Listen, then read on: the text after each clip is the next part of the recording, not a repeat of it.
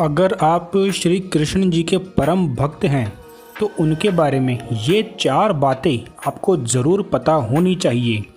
आइए बात करते हैं वो कौन सी 4 बातें हैं। सबसे पहले बात करते हैं कृष्ण जी के रंग के बारे में। आखिर उनके शरीर का रंग कैसा था? जनश्रुति अनुसार कुछ लोग श्री कृष्ण की त्वचा का रंग काला और ज़्यादातर लोग श्याम रंग मानते हैं। श्याम रंग यानी कि कुछ कुछ काला और कुछ कुछ नीला, मतलब काले के जैसा नीला।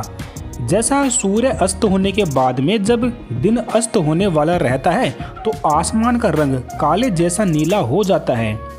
जनश्रुति के अनुसार उनका रंग ना तो काला और ना ही नीला था। ये भी है कि उनका रंग काला मिश्रित नीला भी नहीं था। उनकी त्वचा का रंग श्याम रंग भी नहीं था। दरअसल उनकी त्वचा का रंग मेघ श्यामल था, यानी कि काला, नीला और सफ़ेद, इन तीनों को मिलाने पर जो रंग निकल कर आता है तो उस रंग के थे हमारे श्री कृष्ण भगवान।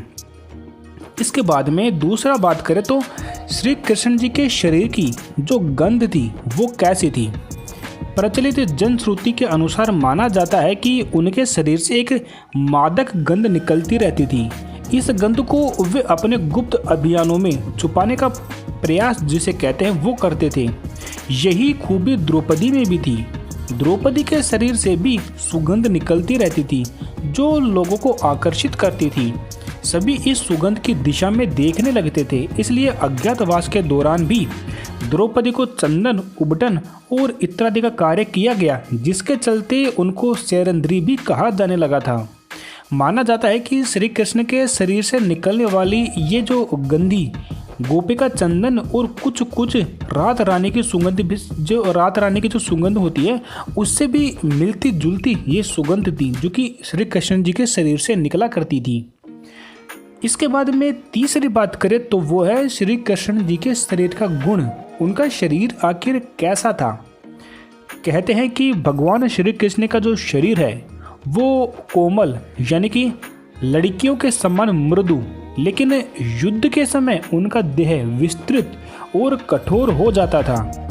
जनश्रुति के अनुसार ऐसा माना जाता है कि ऐसा इसलिए होता था क्योंकि वे योग और कलारी पट्टू विद्या, एक विद्या होती है युद्ध की, कलारी पट्टू, उनमें वो पारंगत थे। इसका मतलब ये है कि श्री कृष्ण अपनी देह को किसी भी प्रकार का बनाना जानते थे, इसलिए स्त्रियों के समान दिखने वाला उनका कोमल शरीर युद्ध के समय में अत्यंत ही कठोर दिखाई देने लगता था। यही गुण कर्ण और द्रौपदी के शरीर में भी था।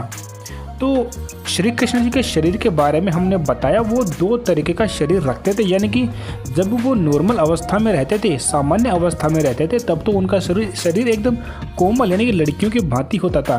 लेकिन वही शरीर जब वो युद्ध करने जाते थे, युद्ध में होते, तो एकदम कठोर हो जाता था।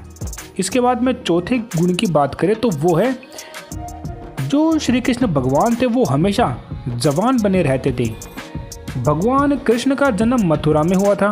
उनका बचपन गोकुल, वृंदावन, नंदगांव, बरसाना आदि जगहों पर बीता। द्वारिका को उन्होंने अपना निवास स्थान बनाया और सोमनाथ के पास स्थित आभास क्षेत्र में उन्होंने देह छोड़ी थी।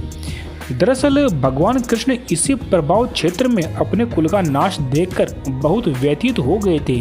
वे तभी से वहीं रहने लगे थे। एक दिन वे एक वृक्ष के नीचे विश्राम कर रहे थे, तभी किसी बहेलिये ने उनको हिरण समझकर तीर मार दिया। ये तीर उनके पैरों में जाकर लगा और तभी उन्होंने देह त्यागने का निर्णय ले लिया। एक दिन वे इसी प्रभाव क्षेत्र के वन में एक पीपल के वृक्ष के नीचे योग निद्रा में लेटे थे। तभी जरा नामक एक बहेलिये ने भूलवश उन्हें हिरण समझकर विषयुक्त बाण चला दिया, जो उनके पैर के तलवे में जाकर लगा और भगवान श्री कृष्ण ने इसी को बहाना बनाकर अपना देह त्याग दिया। जनश्रुति के अनुसार भगवान श्री कृष्ण ने जब देह त्याग किया तब उनके देह के जो केश थे, यानी कि बाल थे, ना तो श्वेत थे और ना ही उनके शरीर पर किसी प्रकार की झुर्रियाँ पड़ी थी, अर्थात वे 119 वर्ष की उम्र में भी युवा जैसे ही लग रहे थे। जी हाँ, जब श्री कृष्ण ने अपना देह छोड़ा था तब उनकी आयु 119 वर्ष की थी। तो ये थी वो 4 बातें तो क्या आपको ये 4 बातें पहले से पता थी? उम्मीद करता हूँ कि यदि आप श्री कृष्ण के सच्चे भक्त हैं तो आपको ये बातें अच्छी लगी होगी। अपने विचार कमेंट्स में हमें बता सकते हैं। यहाँ पर हम धर्म से संबंधित जानकारियाँ लाते रहते हैं। ऐसी ही और जानकारी प्राप्त करने के लिए चैनल को सब्सक्राइब करें। धन्यवाद।